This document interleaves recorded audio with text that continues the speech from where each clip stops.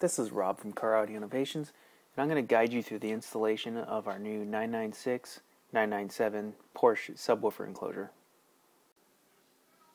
When your enclosure arrives, it's going to be in a plywood crate. The enclosure is attached to the bottom panel of that crate. The first step is to remove all of the black screws from the bottom of the crate and lift the top of the crate off. Lifting the top of the crate is a lot safer for the enclosure that's inside if two people do the job instead of one.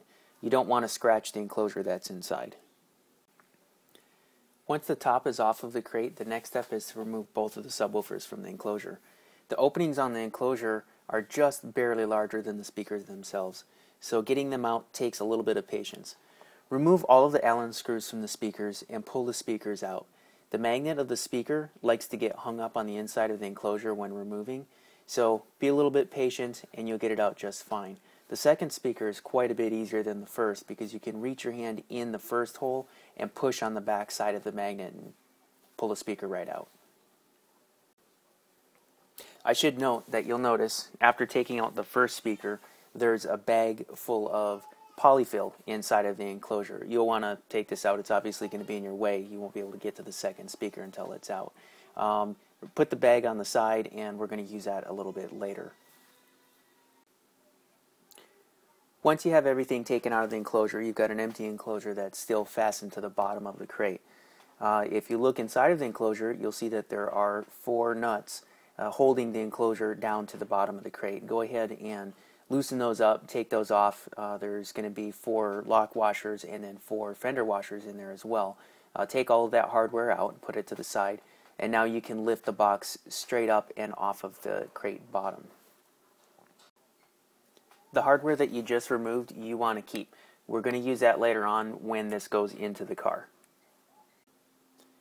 Now what you're going to have left is a 3/4 inch piece of MDF and the mounting plate for the enclosure that's still fastened to the bottom of the crate. Take the MDF off. It was just simply sandwiched between the enclosure and the mounting plate that's below it. And on the mounting plate itself, there are 8 Phillips type fasteners holding it down to the bottom of the crate. You can take those fasteners out. Now these fasteners you can discard. We will not be using them later on, and go ahead and get rid of that crate too. But hold on to that piece of MDF. We're not done with it yet.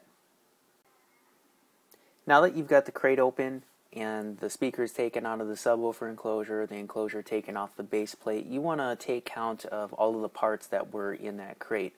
You should have obviously the enclosure itself, 2 subwoofers, a bag of polyfill, all of your fasteners. Keep close track of those, the ones that you took out to that mounted the enclosure to the inside of the crate. And taped to the inside of the crate, you're going to have 2 subwoofer grills, 2 paint mixing sticks, and 2 packs of adhesion promoter.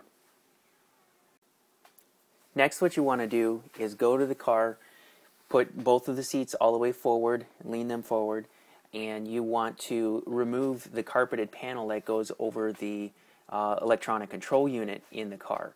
This is where, if you have the factory Bose system, the factory Bose subwoofer would sit on top of this area. If you have just a hi-fi system, then it's just going to be the empty area that's behind the rear seats and in front of the engine hump. You can stick your hand down in the seam in between the engine hump and in this panel and pull up on it, kind of folding it in half. And you want to be careful of the leather on both sides of the car. You don't want to scratch the leather as you're pulling this panel out, but it does just pull straight out. Temporarily bolt the mounting plate to the enclosure with the supplied 3/4 inch MDF spacer in between the enclosure and the mounting plate, just like it shipped. The 3/4 inch spacer is the same thickness as a carpeted cover that you removed earlier. Having the 3/4 inch spacer in between the mounting plate and the enclosure when you put it in the car will allow you to accurately position the enclosure in the car so that when we bond the plate in place, it's exactly as it's going to sit once that carpeted piece is put back in later on. This 3/4 inch spacer is going to be discarded eventually and will not ultimately end up in your vehicle when this is done. Once you've pulled the carpeted cover off, you're going to see 2 aluminum plates that cover over the electronics for the car. What we're going to be doing is mounting our enclosure mounting plate down to these aluminum covers. as you can see in the pictures that I have, the car that I was using for demonstration purposes here has a sound deadener that someone had already put in there, so someone's already been into this car before. If your car has something like that, if there's anything on top of these aluminum plates, you want to take that off and completely clean it. You want it to be free of any kind of grease, waxes, oil, any of that kind of stuff. We need just the bare aluminum. Once you've cleaned off the aluminum with a solvent, I suggest using some lacquer thinner, acetone, something of that nature, and then going back over it with Windex works pretty well, and thoroughly dry it. Then you want to use the adhesion promoter that was included with your subwoofer. It's going to be taped to the inside of the crate, along with two grills actually. If you choose to use the grills, those are taped to the inside of the crate as well. The adhesion promoter itself, don't mistake it for a cleaner. This is not just a simple cleaner. It is absolutely critical to the installation of this enclosure. Open up one of those packets and you want to apply this adhesion promoter to the entire surface of both of these aluminum plates. Let the adhesion promoter completely dry on the aluminum, and now your car is ready for the base plate for the enclosure to go in.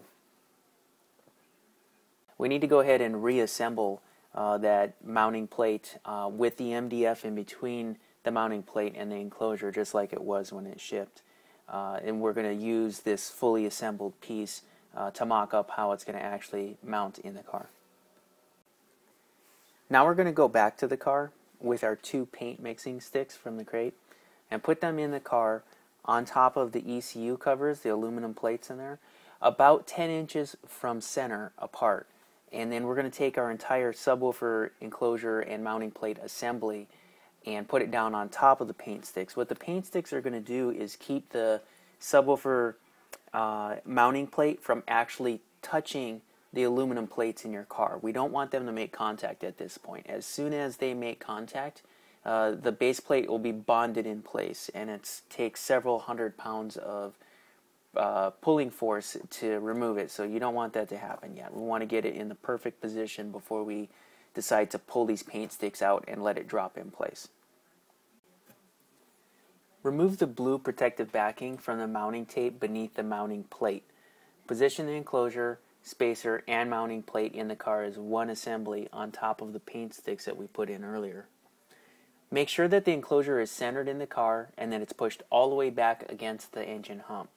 And remove the paint sticks by sliding them out towards yourself while holding the enclosure in place with one hand.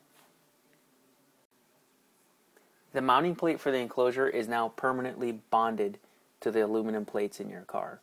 Go ahead and unbolt the enclosure from inside and remove it from the car. Take the 3/4 inch MDF spacer and you can discard that at this time. If for any reason you decide that you need to remove the mounting plate, it'll need to be cut off of the aluminum plates below with a long knife. You won't be able to directly pull it off of the plates. The mounting tape itself, if you need to replace it, is available at any auto parts store. It's a very common item that's used to hold on body panels and side moldings onto vehicles. Now that you have your base plate mounted in the car, go ahead and take the carpeted piece that we took out earlier, place it back in the car over the top of this piece. You're not going to be able to set it all the way back in because the mounting bolts from the mounting plate are too tall. So what you want to do is from the bottom side of the carpeted cover, mark it with a magic marker and drill the holes through this carpeted cover so that you can put it back down in place. Now's a good time, if you haven't already, to get your subwoofer speaker wire from your amplifier routed in place in the car, ready to connect to your enclosure because it's about to go in next. The next step is best done with two people instead of one. Get one person on each side of the car, put the enclosure in the car, and sit it on the rear seats.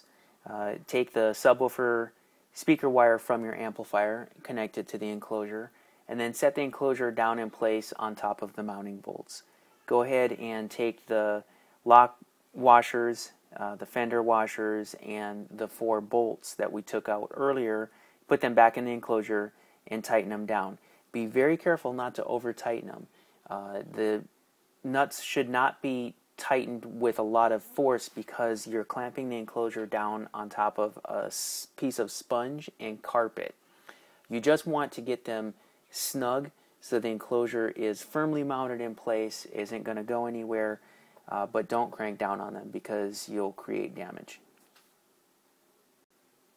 Use a small amount of silicone sealant to seal the mounting bolts and around the entire washer area so that air cannot leak from the inside of the enclosure out.